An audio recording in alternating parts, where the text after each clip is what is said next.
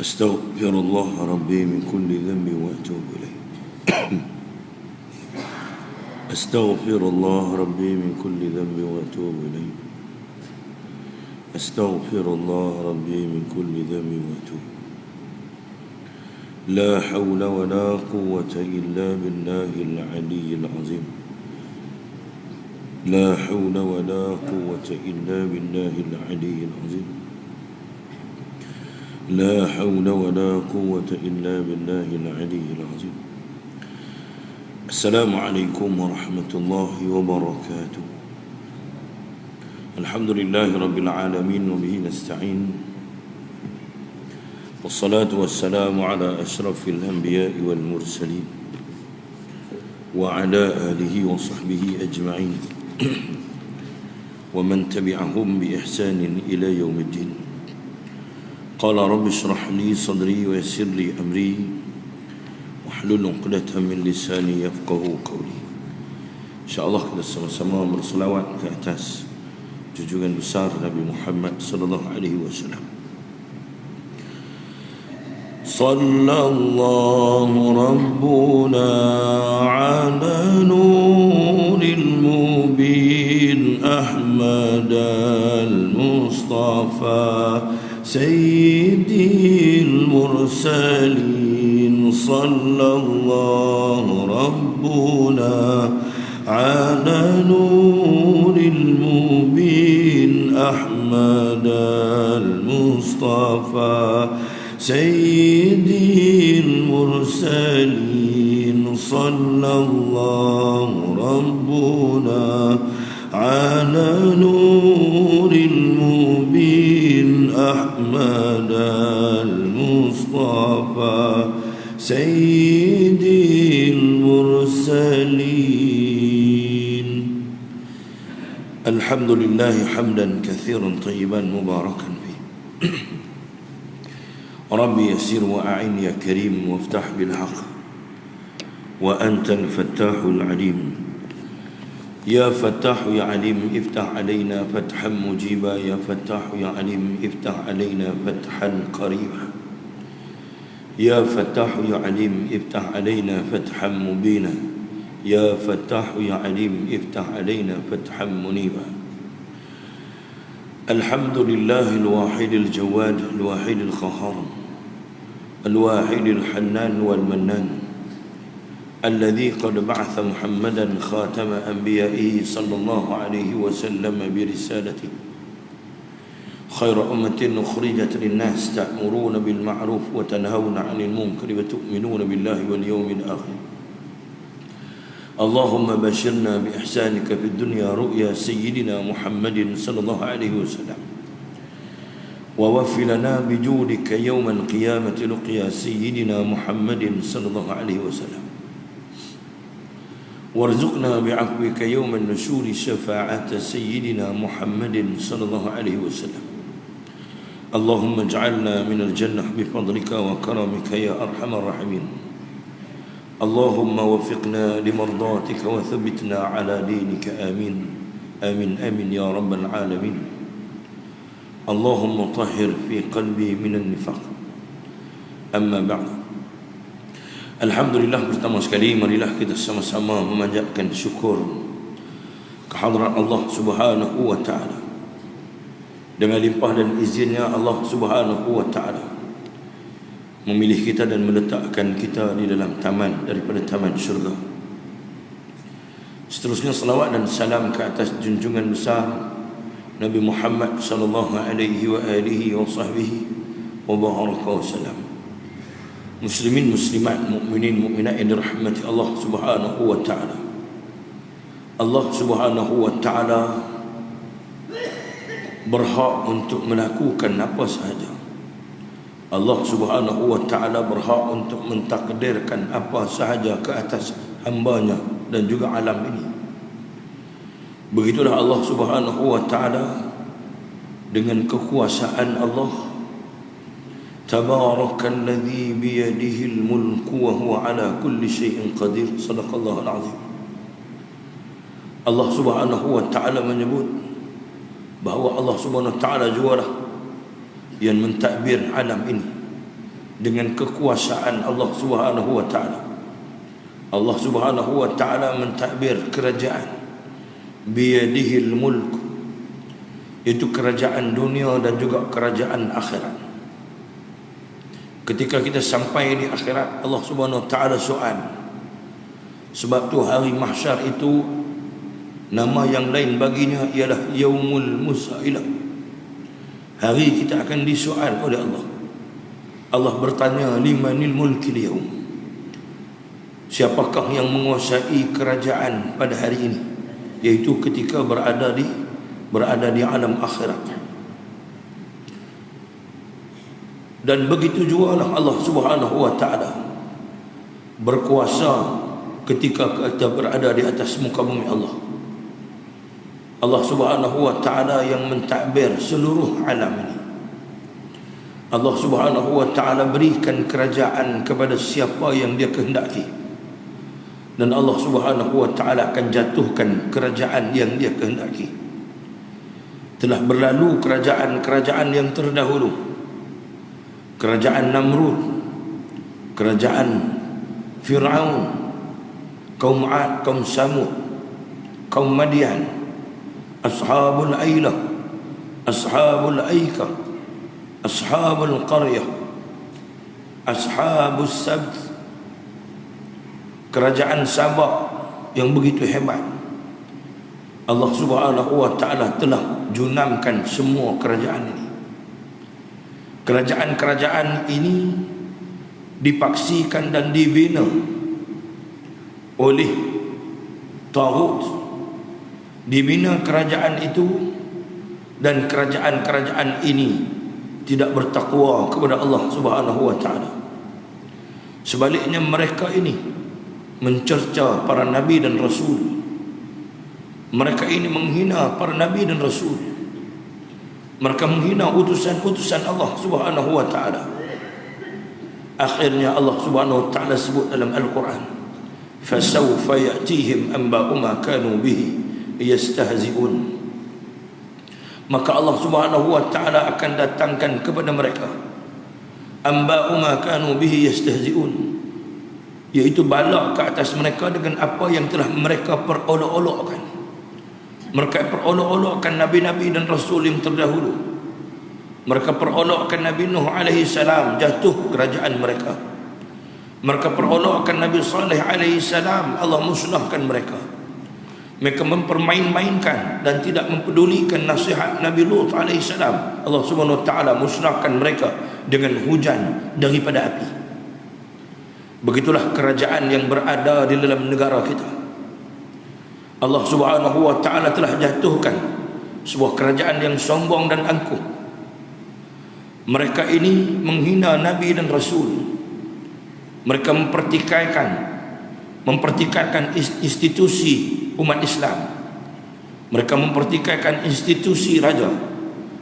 Mereka ini mempertikaikan apa sahaja yang berkaitan dengan umat Islam, dan dibantu oleh orang-orang munafik yang tidak pernah, orang-orang munafik itu sunyi daripada membantu mereka di setiap zaman. Bermula daripada nabi-nabi dan rasul sampailah kepada zaman Rasulullah sallallahu alaihi wasallam, munafik silih berganti akan membantu mereka. Cuma kelebihan yang ada pada orang-orang munafik ini, wa idza ra'aitahum tu'jibuka ajsamuhum wa in yaqulu tasma' liqawlihim khushbun musannadah.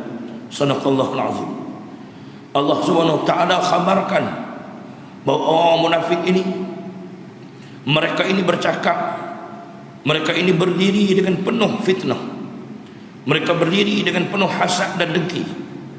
Mereka ini berdiri dalam keadaan mereka ini menjadi pembantu kepada orang-orang kafir. Wa yaqulu tasma' liqaulihim, dan apabila mereka ini berkata-kata, apabila mereka ini bercakap, maka orang yang mendengarnya akan terpengaruh dengan mereka.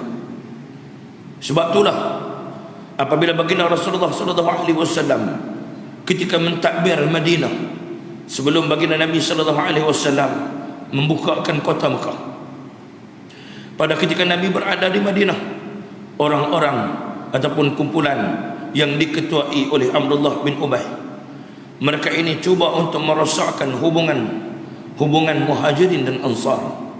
Mereka tidak boleh melihat penyatuan daripada kalangan umat Islam. Mereka tidak merasa bebas apabila umat Islam ini berada dalam satu jamaah yang satu, ummatan wahidah. Mereka cari jalan supaya berlakunya perpecahan daripada kalangan umat Islam. Maka mereka ini menghasut orang-orang Ansar. Maka seorang sahabat Nabi yang bernama Rifa'ah mengkhabarkan kepada Abdullah bin Abbas, iaitu salah seorang sahabat muda daripada kalangan sahabat Nabi sallallahu alaihi wasallam dan juga sepupu Nabi sallallahu alaihi wasallam. Berita ini sampai kepada baginda Rasulullah sallallahu alaihi wasallam. Apa kata baginda Rasulullah? Hindarilah kamu daripada kamu ini berkawan baik dengan mereka, kerana mereka ini akan menjadi fitnah ke atas kamu. Jadi tuan-tuan muslimin muslimat, mukminin mukminat yang dirahmati Allah, apabila Allah Subhanahu wa taala sekali lagi mengembalikan kerajaan ini kepada umat Islam, walaupun kita tahu umat Islam tidak sesempurna sahabat Nabi sallallahu alaihi wasallam, tapi ingat, ini adalah signal daripada Allah Subhanahu wa taala. Seperti mana Allah Subhanahu wa taala telah berikan kerajaan itu kepada orang-orang kafir dan munafik untuk mentadbir buat sementara waktu, supaya kita mengenali mereka dan kita lebih mengenal Allah Subhanahu wa taala. Apabila Allah Subhanahu wa taala berikan ujian dalam masa itu, apabila sehinggalah sampai tahap aset-aset umat Islam, apabila sampai satu tahap seperti mana yang Allah Subhanahu wa taala sebutkan, iaitu mereka ini mula mengambil tanah-tanah umat Islam. Mereka mula mengambil kuasa daripada tangan umat Islam, dan mereka ini menunjukkan kuasa mereka, dan mereka mula melebarkan ajaran-ajaran mereka, dan kemudian mereka cuba merosakkan Islam dari dalam dengan menggunakan golongan-golongan munafik ini. Kita melihat datangnya ajaran-ajaran, datangnya kumpulan-kumpulan liberal daripada kalangan umat Islam, datangnya Islam yang disebut Islam Konfusius, kononnya Islam Konfusianism, nak digabung jalinkan di antara Islam dengan agama lain. Allah Subhanahu wa taala mula melihat keadaan tersebut. Allah Subhanahu wa taala melihat kesemua keadaan tersebut, dan kemudian Allah Subhanahu wa taala membantu kita umat Islam dengan Allah Subhanahu wa taala mengembalikan kerajaan ini kepada umat Islam. Dan setelah Allah Subhanahu wa taala kembalikannya, maka ingatlah ayat Allah Subhanahu wa taala, wajahidu fillahi haqqa jihadih huwa ijtabakum wama ja'ala alaikum fid din min haraj. Allah Subhanahu wa taala kata, dan berjihadlah kamu pada jalan Allah Subhanahu wa taala dengan sebenar-benar jihad. Tuan-tuan hadirin hadirat ini rahmati Allah, berjihadlah bersungguh-sungguh untuk menegakkan syariat Allah Subhanahu wa taala. Huwa ijtabakum wa ma ja'ala 'alaikum fid din min haraj. Dialah Allah Subhanahu wa taala yang telah memilih kita semua ni. Bukan kita semua yang duduk dalam masjid ni saja, bahkan seluruh umat yang Allah Subhanahu wa taala jadikan Islam, Allah pilih kita semua. Seperti mana Allah Subhanahu wa taala pernah memilih Bani Israel, Allah Subhanahu wa taala pernah memilih kaum-kaum yang lain. Allah Subhanahu wa taala selepas itu memilih Quraisy. Begitulah juga Allah Subhanahu wa taala memilih Kurdis untuk membawa Islam. Allah Subhanahu wa taala memilih bangsa-bangsa lain. Allah Subhanahu wa taala memilih kumpulan Habsyi untuk membawa Islam. Dan kemudian Islam tersebar sehinggalah datangnya ke kawasan kita, ataupun disebut sebagai ke tanah Melayu, ataupun di bawah Kesultanan Melayu pada ketika itu. Datangnya Islam ke kawasan kita, ke tanah kita, dan Allah anugerahkan Islam kepada orang-orang Melayu, supaya Islam ini ditinggikan, supaya Islam ini disebar luaskan. Allah Subhanahu wa taala sebut dalam Al-Quran, wa anzir ashiratakal aqrabin, dan berilah peringatan kepada saudara kamu yang terdekat dengan kamu. Allah Subhanahu wa taala turunkan ayat ini kepada baginda Nabi sallallahu alaihi wasallam supaya Nabi sallallahu alaihi wasallam menyampaikan Islam kepada Quraisy. Begitulah juga kita sampaikan Islam kepada umat Melayu dan tersebarlah. Maka apabila sebut sahaja Melayu, maka akan tengok kepada Islam. Tapi makin hari Islam makin rapuh di hati dan jiwa orang-orang Melayu. Islam makin hilang, Islam makin jauh daripada kita. Maka Allah Subhanahu wa taala nak bagi kita patah balik. Allah Subhanahu wa taala sayang dekat kita. Allah Subhanahu wa taala berikan ujian sebentar. Allah Subhanahu wa taala hilangkan sebentar kekuasaan umat Islam di negara ini. Dan apabila kita melihat seperti mana firman Allah Subhanahu wa taala melarang kita la tattakhidul mu'minina awliya'a min dunil mu'minin. Janganlah kamu ambil daripada kalangan orang yang kafir untuk jadi pemimpin kamu. Apabila kita tidak mendengar akan arahan Allah, maka timbullah pemimpin-pemimpin yang Allah Subhanahu wa taala telah perlihatkan kerakusan mereka untuk menjatuhkan Islam, menjatuhkan imej Islam, menjatuhkan imej para alim ulama dan pemimpin-pemimpin pada kalangan umat Islam. Setelah itu Allah Subhanahu wa taala jadikan kita ini sesak dada. Umat Islam rasa sesak dadanya. Tapi kita ini ujian yang kecil dan sedikit sahaja.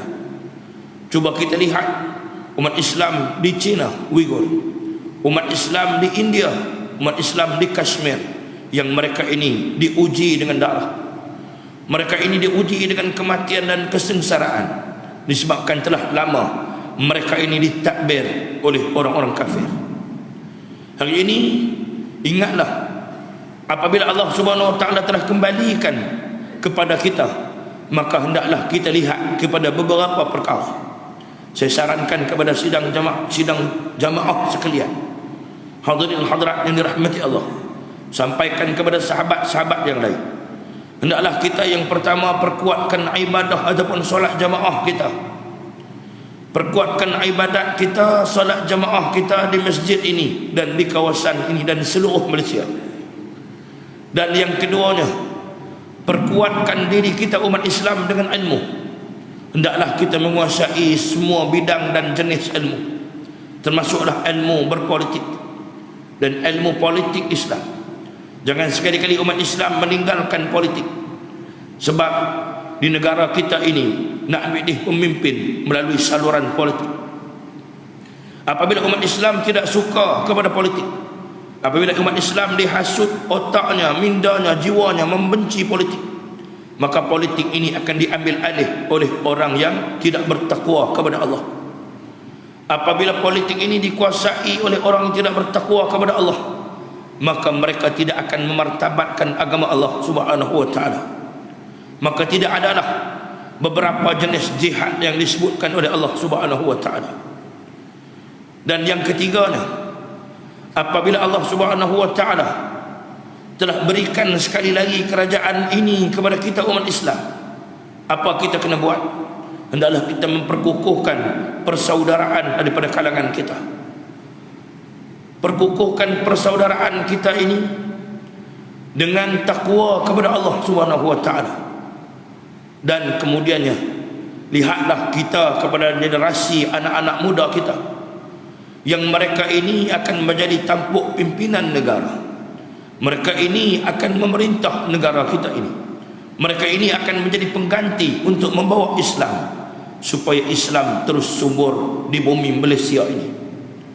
Hadirin hadirat yang dirahmati Allah Subhanahu wa taala. Jadi saya kira 3 perkara tersebut, kalau sekiranya kita jadikan sebagai panduan, insya-Allah tidak ada kuasa yang boleh menjatuhkan kita. Tidak ada kumpulan lagi, tidak ada munafik lagi yang boleh merosakkan kita, disebabkan kita telah mempunyai 3 perkara tersebut di dalam jiwa kita umat Islam. Maka perkukuhkanlah dengan ibadah, dengan ilmu dan tali persaudaraan. Inilah yang dibawa oleh baginda Rasulullah ketika baginda Rasulullah mentadbir bumi Madinah, sehinggalah baginda Rasulullah sallallahu alaihi wasallam berjaya mengislamkan ahli keluarganya yang berada di kota Mekah, dan kembali baginda Nabi diterima oleh orang-orang Mekah.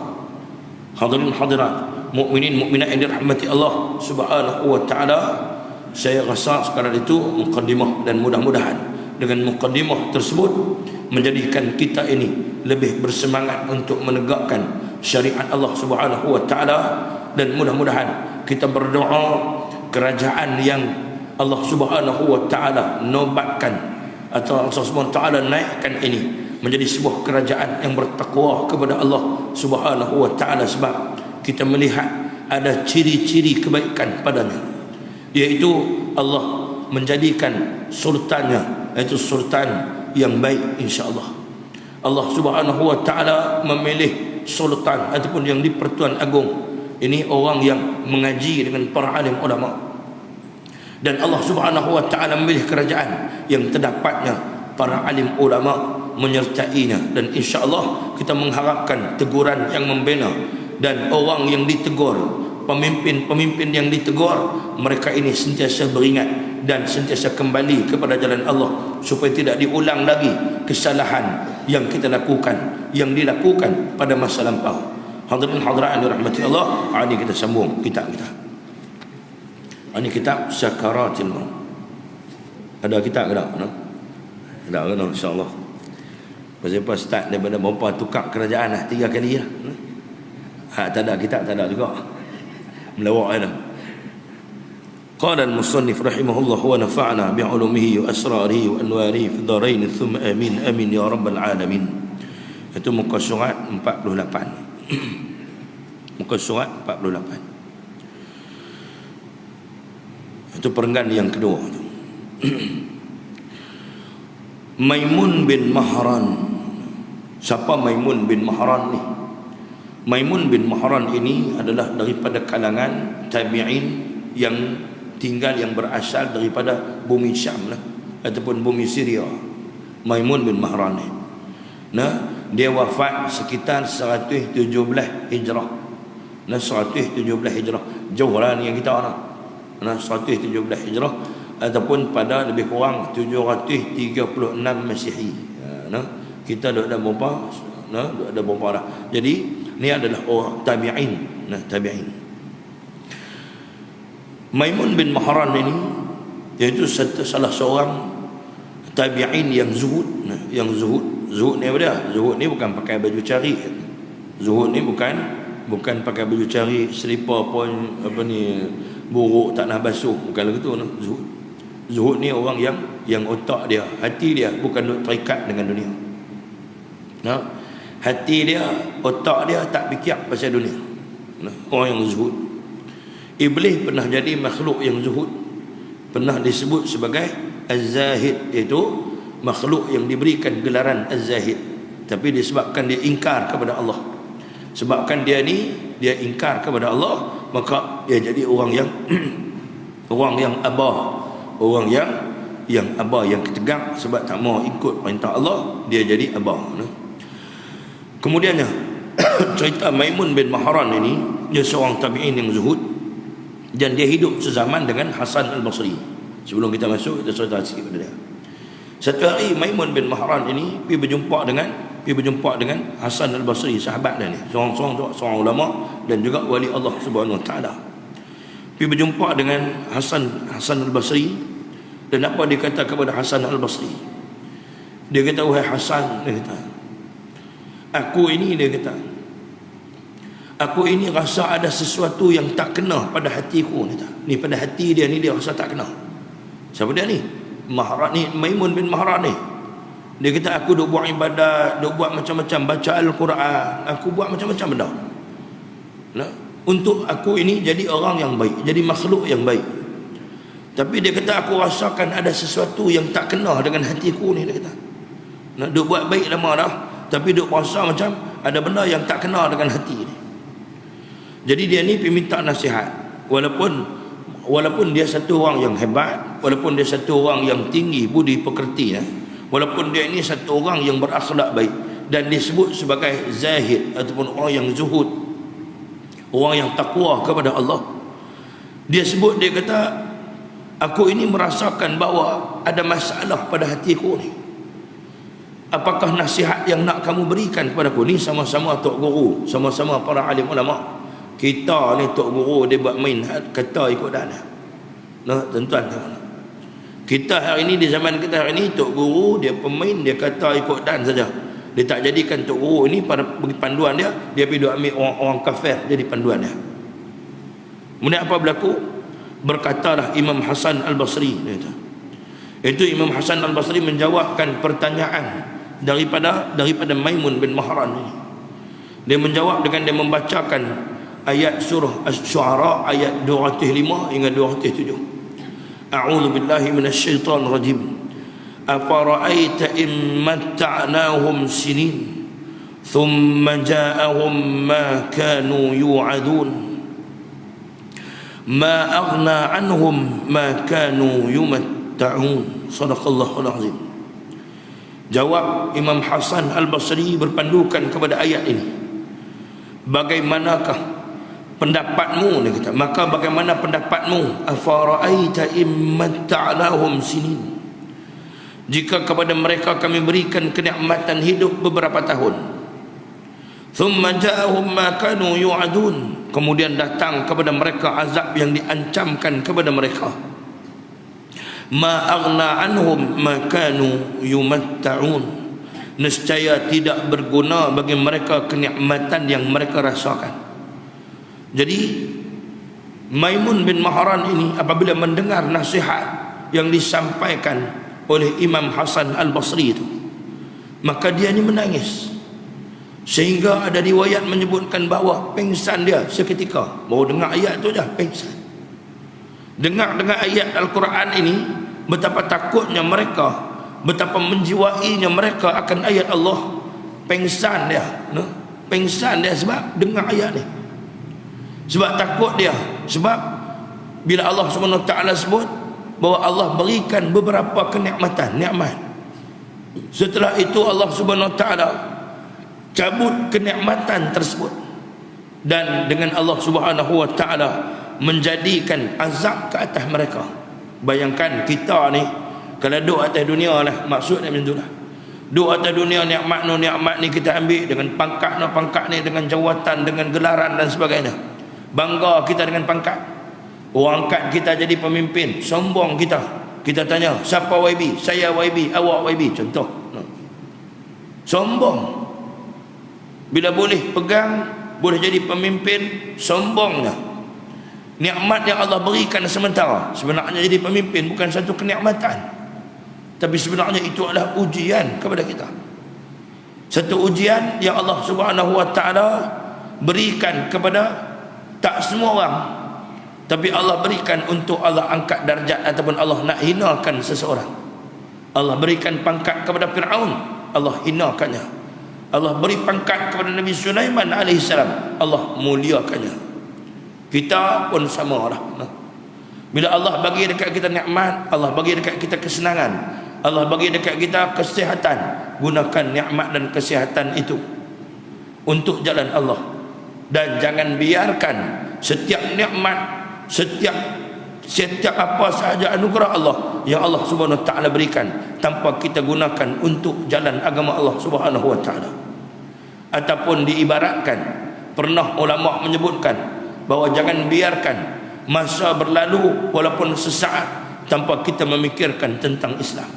Tuan-tuan muslimin muslimat yang dirahmati Allah, inilah yang menjadi jalan para nabi dan rasul. Inilah yang menjadi jalan para tabi'in, para sahabat Nabi, para tabi'in, tabi'in, sehinggalah kepada para alim ulama di zaman kita ini. Maka kita yang hidup di zaman ini ambil pengajaran daripada ilmu, daripada apa yang kita lihat, daripada apa yang berlaku. Mudah-mudahan kita juga jadi hamba yang zuhud kepada Allah Subhanahu wa taala. Iaitu kemudiannya menggali kubur. Siapa dia ni?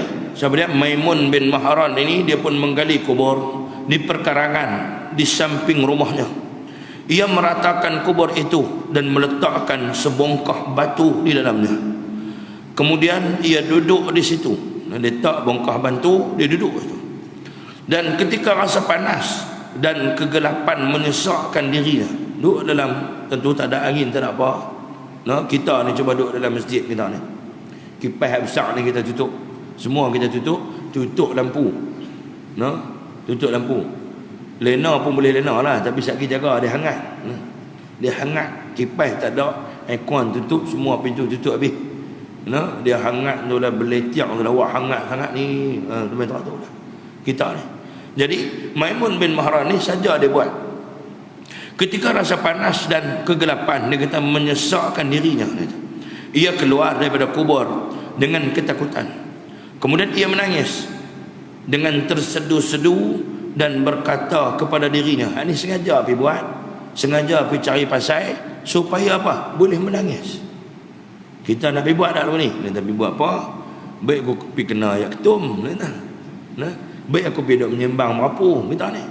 Baik kita ni lah. Wahai Maimun, ni kata kat diri dia pula, kamu, dia kata, telah keluar daripada kubur, maka beramallah dengan amal yang soleh. Dia kata kat diri dia sebagai motivasi kepada diri dia. Untuk apa? Supaya dia sentiasa melakukan amal yang soleh. Tentu bila cerita kubur ni, ada beberapa perkara yang kita kena ingat. Kita ni duduk atas dunia banyak sahabat. Kita ada isteri yang kita kasih. Kalau ada banyak isteri, ada isteri-isteri yang kita kasih. Macam tu lah.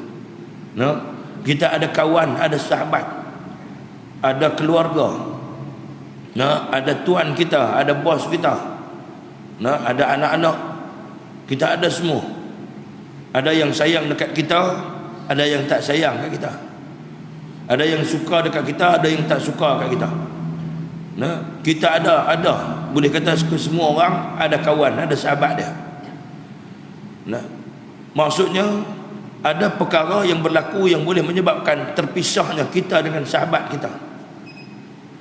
Tapi terpisahnya kita dengan sahabat kita itu di dunia, bila mati saja terpisah.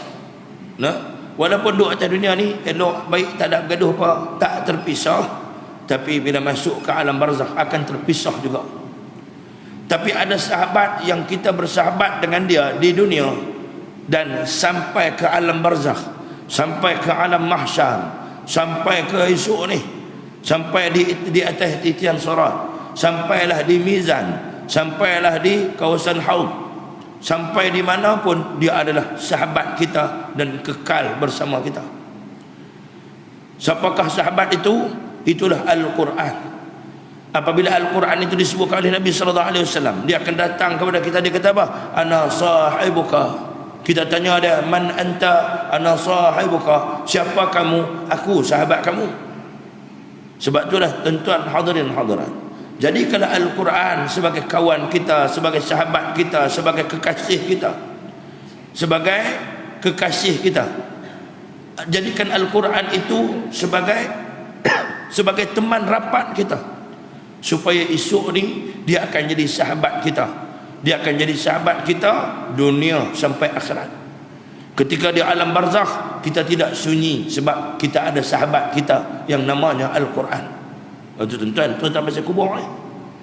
Kemudian yang keduanya, ketika kita nak hindarkan kedahsyatan azab yang berada di dalam, yang sedang tunggu kita di dalam tanah. Sebab apa lah ni kita duk berjalan atas muka bumi, bila kita duk buat maksiat ni, tanah ni duk maki kita, bumi duk maki kita. Hang tunggu, hang masuk dalam bumi ni, kerana hang lah Allah Subhanahu Wa Taala marah. Kerana hang lah menyebabkan punca rosak alam ni. Kerana hang lah, dia kata ni, kami hak baik-baik ni jadi tak baik sama. Jadi bumi ni duk tunggu kita. Bila kita masuk sahaja ke alam bumi ni, alam barzakh ini, maka alam barzakh ini Allah jadikan bumi itu akan menghimpit kita sehingga berselerak tulang rusuk kita, sehingga hancur luluh tubuh kita, dipanaskan jasad kita di alam barzakh nanti. Hadirin hadirat yang dirahmati Allah. Jadi bagi untuk meringankan ataupun mengelakkan terus azab ini, maka Nabi SAW memberikan peringatan, jangan kita lalai dalam solat kita. Jangan kita sekali-kali lalai dalam solat, dan hendaklah kita sentiasa bersedia untuk solat dengan solat yang terbaik. Yang terbaik. Dan kemudian yang seterusnya, kita berada di dunia ni. Ketika di dunia kita diangkat, kita dipuja, diangkat darjat kita dengan mungkin dengan pangkat kita, dengan kuasa kita. Diangkat darjat kita mungkin dengan sebab anugerah dan kenikmatan yang Allah beri itu. Allah berikan kekayaan, Allah berikan kecantikan, Allah berikan kebijaksanaan, maka kita diangkat oleh masyarakat. Tapi apabila kita mati, kita dilupakan. Pangkat kita orang lupa, bijaksana kita orang lupa, jasa kita orang lupa, masyhurnya kita satu ketika dulu orang lupa. Tetapi siapa yang nak supaya ditinggikan darjatnya, apabila adanya seruan jihad yang datang daripada Allah, maka berjihadlah supaya ditinggikan darjatnya di sisi Allah Subhanahu Wa Taala. Tengok Sayyidina Hamzah yang diberikan gelaran masa hidup sebelum Islam, diberikan gelaran Hamzah Al-Asad. Hamzah Al-Asad. Setelah memeluk Islam, diberikan gelaran Sayyidina Hamzah As-Sadullah. Dan ketika wafatnya, diberikan gelaran Sayyidus Syuhada. Itu dia, dapat pangkat. Sebelum Islam dapat pangkat, setelah Islamnya Allah beri pangkat kepadanya. Setelah syahid dapat pangkat. Dan Sayyidina Hamzah ini akan mengetuai barisan-barisan ataupun orang-orang yang berjihad pada jalan Allah, iaitu kumpulan orang yang mati syahid. Ketuanya ialah Sayyidus Syuhada, Sayyidina Hamzah bin Abdul Muttalib. Tuan-tuan, hadirin hadirat, mukminin mukminat yang dirahmati Allah, kita mungkin hak ketiga tu tak orang nak sampai, tapi dua perkara tu berkaitan dengan salat dan bacaan Al-Quran.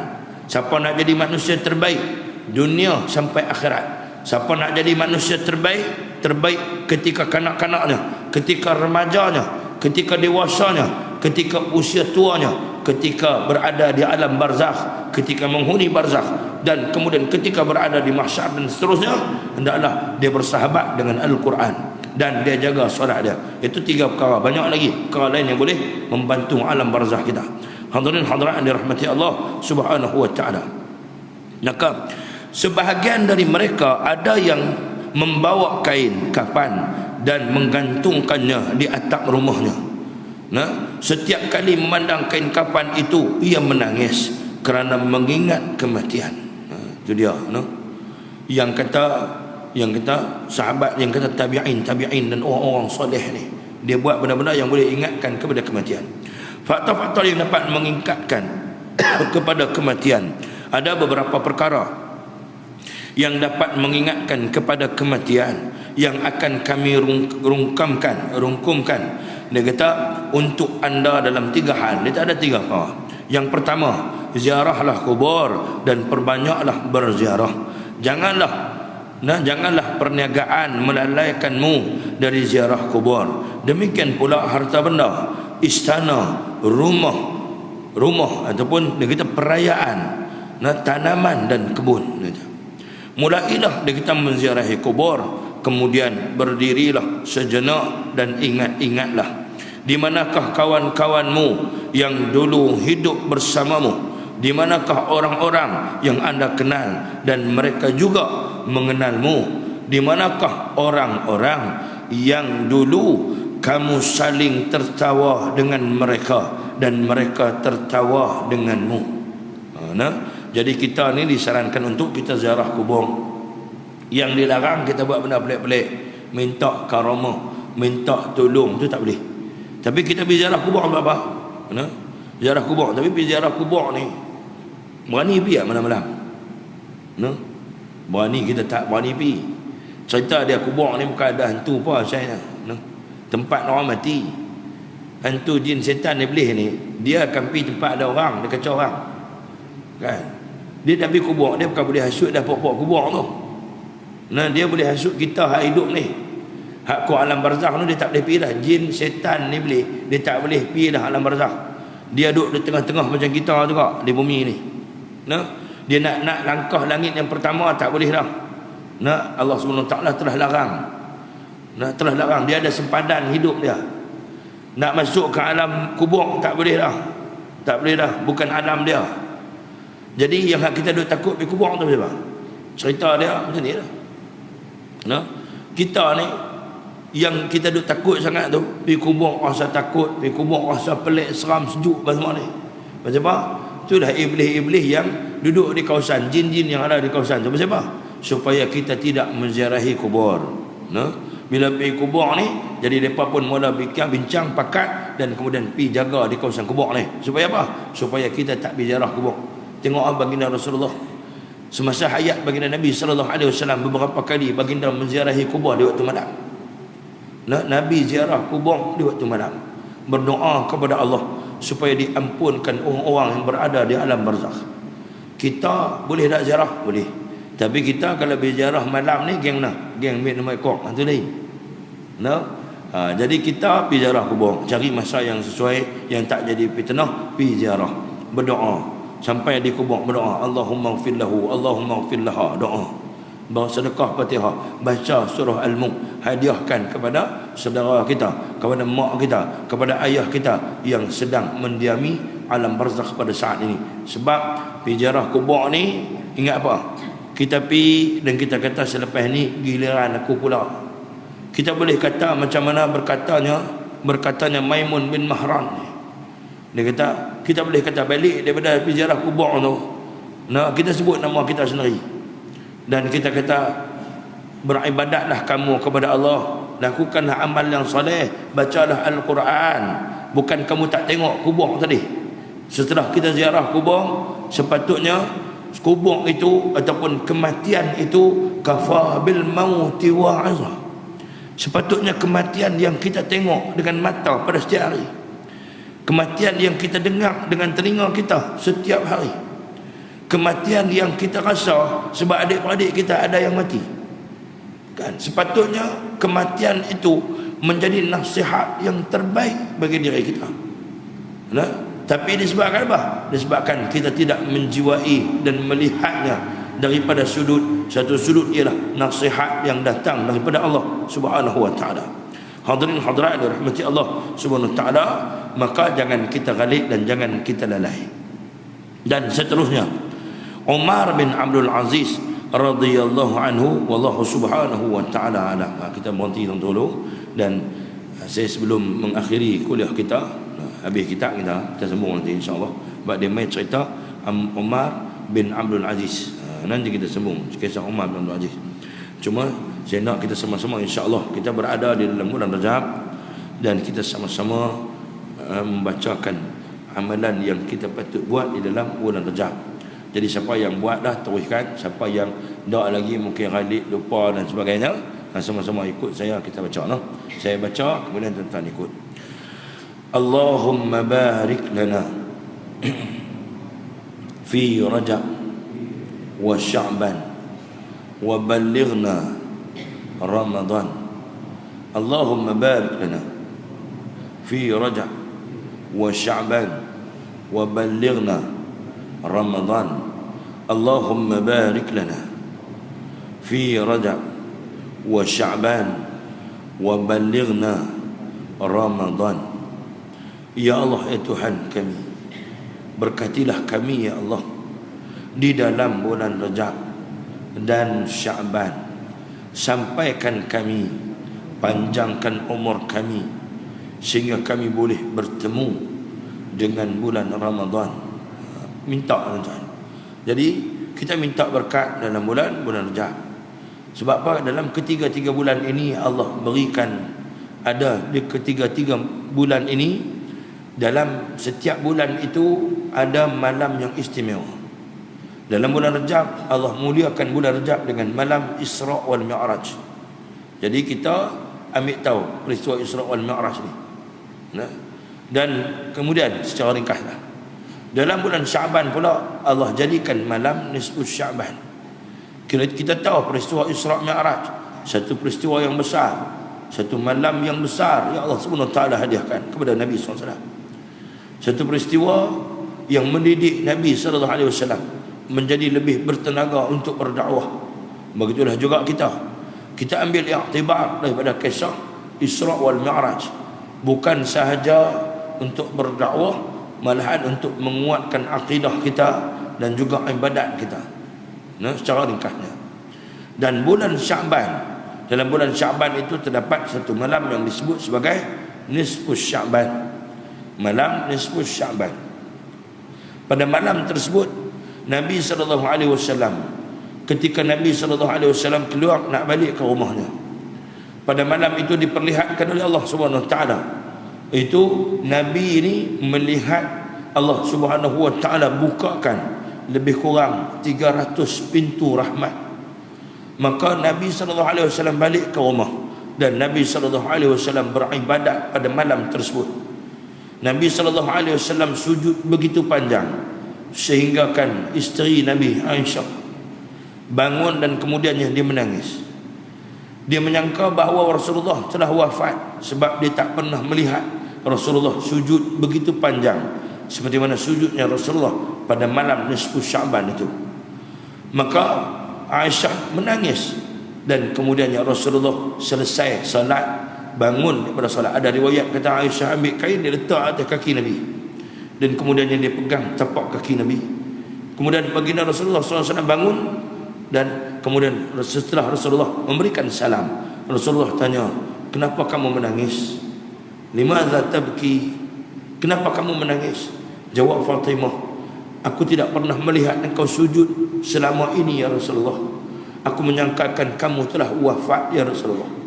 Rasulullah pun menceritakan pada malam tersebut Allah Subhanahu Wa Taala turunkan beberapa perkara. Di antaranya ialah Allah Subhanahu Wa Taala khabarkan tentang rezeki, tentang jodoh, tentang orang yang akan hidup pada tahun itu dan orang yang akan mati pada tahun tersebut. Maka Nabi SAW berdoa kepada Allah sepanjang malam, minta supaya ditakdirkan dengan takdir yang baik. Nabi ini siapa? Nabi orang baik dah, maksum dah. Nabi buat panduan kepada kita. Jadi kita jangan lepaskan peluang pada malam tersebut. Minta kepada Allah supaya Allah panjangkan umur kita sampai ke dalam bulan Ramadan. Dan di dalam bulan Ramadan pula Allah Subhanahu Wa Taala anugerahkan suatu malam yang namanya malam Lailatul Qadar. Malam Lailatul Qadar yang Allah anugerahkan, yang tidak pernah Allah anugerahkan kepada mana-mana umat sebelum ini. Kita umat Nabi Muhammad dihadiahkan malam Lailatul Qadar yang kita semua tahu. Malam Lailatul Qadar itu Allah perintahkan kepada para malaikatnya turun rapat sampai ke bumi. Dan siapa yang mendapat malam Lailatul Qadar, maka surga sedang menantinya. Mai bulan Syawal tak ada malam kah? Ada. Malam Aidul Fitri. Malam tu adalah malam mustajab doa. Dia kata ustaz tak cerita 3 malam ni, malam Syawal tak ada kah? Ada. Malam hari raya Aidul Fitri itu juga anugerah Allah SWT kepada kita. Pada malam itu juga adalah malam mustajab doa. Dan malam-malam yang ada di dalam bulan Syawal, iaitu siapa yang berkahwin pada bulan Syawal disebut malam pertama. Itu boleh. Sunnah Rasulullah berkahwin pada malam pada bulan Syawal. Balik duk tanya isteri, hari tu kita kahwin dulu ni dalam bulan Syawal ke tak? Isteri kita mana dalam bulan Syawal tu, kita kahwin dalam bulan Muharram. Kalau dulu tu dia kata kita tak ikut sunnah no. Tak apa dah kalau abang nak ikut sunnah. Itu terpulang pada tuan-tuan, kalau kena tabuh jangan salah saya. Siapa nak dapat sunnah berkahwin dalam bulan Syawal, dan itu selawat seluruh tentang muslimin muslimat yang dirahmati Allah. Jadi saya rasa mungkin sekadar tu, dan sebenarnya ada lagi nak disampaikan. Ada akhiran last satu lagi istighfar. Istighfar, banyak istighfar. Ada zikir-zikir yang dibuat waktu subuh dalam bulan Rajab, subuh, ada yang waktu duha. Hal ini di antara waktu yang Nabi sebut. Waktu zuhur sampai asar. Dia kata ustaz kami yang kerja, hal ini untuk yang pencin. Dia bertanya kita siapa ustaz bagi amalan ini waktu ni waktu orang kami kerja pukul 2 sampai pukul 2 sampai pukul 5 ni, waktu sembahyang asar ni. Orang pencin ambil buat amalan ni. Dia kata tak ada apa nak buat, ambil ni buat amalan. Ikut saya. Astaghfirullahalazim alladzi la ilaha illa huwal hayyul qayyum wa atubu ilaih. Taubat 'abdi zalim la yamliku li nafsihi darran wala naf'a wala mautan wala hayatan wala nusyura. Sekali lagi, kalau tuan-tuan nak baca, kena baca daripada astaghfirullah. Nah, ni saya baca sekat. Nak kita bagi mudah, kita nak ingat hak belakang tu, kita tak ingat. Taubat 'abdi zalim la yamliku li nafsihi darran wala naf'an wala mautan wala hayatan wala nusyura. Sekali lagi, taubat 'abdi zalim la yamliku li nafsihi darran wala naf'a wala mautan wala hayatan wala nusyura. Makna apa ni? Taubat 'abdi zalim, taubat 'abdi zalim itu daku bertaubat kepadamu ya Allah, seumpama aku ini satu orang yang sangat banyak melakukan dosa, melakukan zalim, melakukan kezaliman, sama ada pada orang ataupun diri sendiri. Nak minta kepada Allah. Kita ni kena rendah diri dengan Allah. Bukan senang tuan-tuan ni. Nak minta, nak sambat panjang umur sampai bulan Ramadan ni. Ingat apa? Allah Ta'ala boleh buat macam-macam. Nah, ada kerajaan yang dia sangka umur dia 5 tahun, tapi 2 tahun hafal. Nah, umur kita boleh habis tak? Boleh. Sebab tu kita kena minta dekat Allah. Ni minta sungguh-sungguh, ya Allah, ya Allah, aku bertaubat kepadamu ya Allah. Aku mohon kepadamu ya Allah, bertaubat kepadamu, seumpama aku ini satu orang hamba yang banyak melakukan dosa, satu orang hamba yang banyak dosa. Walaupun kita ada perasan kata kita dosa tak apa banyak, kita minta seumpama kita ni satu orang yang banyak dosa. Dan kemudiannya, dan tiada menguasai akan diri. Ni kita ni kuasakah diri kita? Tak kuasa. La yamliku li nafsi. Ni diri kita ni kita kuasa tak? Lah ni berasa kuasa lah, boleh bergerak tangan apa semua. Dia bagi stroke, boleh angkat dah tangan? Tak boleh. Tanda kita tak ada kuasa. Tanda kita tak ada kuasa. Nah, kita lemah, tak ada kuasa. Kemudian apa dia lagi? Dan tidak mampu menolak mudarat. Tak boleh tolak mudarat dan manfaat. Nak tolak mudarat nak mai, musibah nak mai, boleh tolak tak? Tak boleh tolak. Nak tarik manfaat, kan? Boleh tarik tak? Tak boleh untuk menarik manfaat ataupun buat manfaat.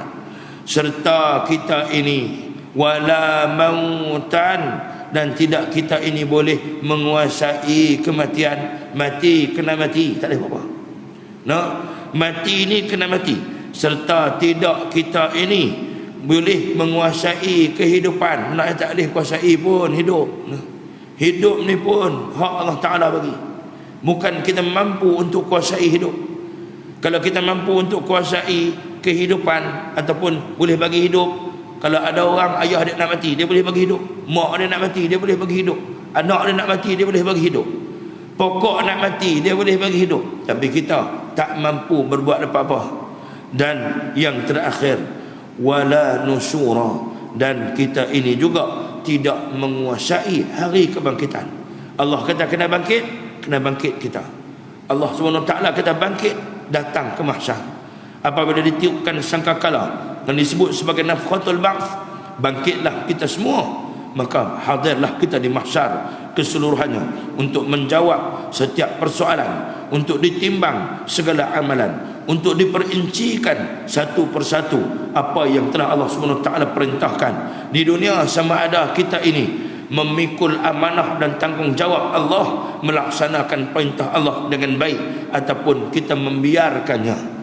Innallaha sa'ilun kulla ra'in amma istin'ah hafidha am daya. Sesungguhnya innallaha sa'ilun, Allah SWT akan soal kita, akan tanya kita semua esok. kullu ra'in, setiap apa yang dipertanggungjawabkan kepada kita. Hari ini dipertanggungjawabkan Islam ke atas kita, dipertanggungjawabkan agama yang mulia ini, maka sampaikan, sebarkan, murnikan, jaga agama ini di atas muka bumi ini yang Allah hadiahkan kepada kita. Jangan pernah kita ini mengalah, jangan pernah kita ini mengeluh, jangan pernah kita ini rasa susah, sebab Allah kata dah, huwa jtabakum wa ma ja'ala 'alaikum min haraj. Allah Subhanahu wa taala tidak menyusahkan kamu, dengan Allah Subhanahu wa taala pilih kamu untuk bawa agama ini.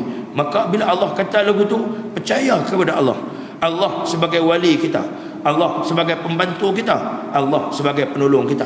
Tuan-tuan muslimin muslimat yang dirahmati Allah, sebab tu ada orang tak pernah letih. Contoh saya bagi senang, Tok Imam mengentuk bilai. Tok Imam mengentuk bilai ni dia jadi imam. Jadi setiap masa gilir dia main jadi imam. Tok bilai masa dia azan, dia azan. Dan sebab dia rasa itu tanggungjawab dia. Tanggungjawab dia bukan sebab dipilih untuk megang jawatan, tak. Tanggungjawab yang Allah Subhanahu taala berikan. Macam tu kita, hak tak ada jawatan nampak dah. Tanggungjawab kita apa dia? Mai marahkan rumah Allah. Ketika dipanggil, diperintah oleh Allah, datanglah ke rumah Allah. Berat macam mana pun, walaupun dalam keadaan merangkak, datang ke rumah Allah. Bukan datang kita saja, ajak anak-anak kita, ajak generasi kita, tuan-tuan. Jangan biarkan mereka ini dirosakkan oleh orang-orang kafir dan juga orang-orang munafik yang sedang menunggu sahaja saat dan ketika untuk merosakkan kita sebagai dendam ke atas kita yang beriman kepada Allah Subhanahu wa taala. Tuan-tuan muslimin muslimat yang dirahmati Allah, saya rasa sekarang itu selamat beramal dengan apa yang saya sebut tadi, dan saya ijazahkan semua kepada tuan-tuan. Nah, tuan-tuan muslimin muslimat yang dirahmati Allah, jadikanlah setiap perkara dalam hidup kita itu pahala. Kena buatlah, amallah. Jangan duk kira apa. Jangan duk kira letih, jangan duk kira kita tak ada masa. Cari dan buat amal. Sebab amal itulah macam saya sebut tadi, hak ni lah nak jadi kawan sahabat kita ketika menghuni barzakh nanti. Sekian, wabillahi taufiq wal hidayah. Wassalamualaikum warahmatullahi wabarakatuh. A'udzu billahi minasyaitonir rajim. Bismillahirrahmanirrahim. Allahumma inna nas'aluka al-'afwa wal 'afiyata fid dunya wal akhirah. اللهم فقهنا في الدين وعلمنا بالتأويل واهدنا صراطك المستقيم. اللهم اجعل جمعنا هذا جمعا مرحوما وتفرقنا من بعده تفرقا معصوما. وصلى الله على سيدنا محمد وعلى آله وصحبه وبارك وسلم والحمد لله رب العالمين. آمين. تقبل الله منكم. Kita sudahi majlis kita dengan tasbih kafarah dan suratul Asr. Subhanakallah, asyhadu an la ilaha illa anta, astaghfirullah.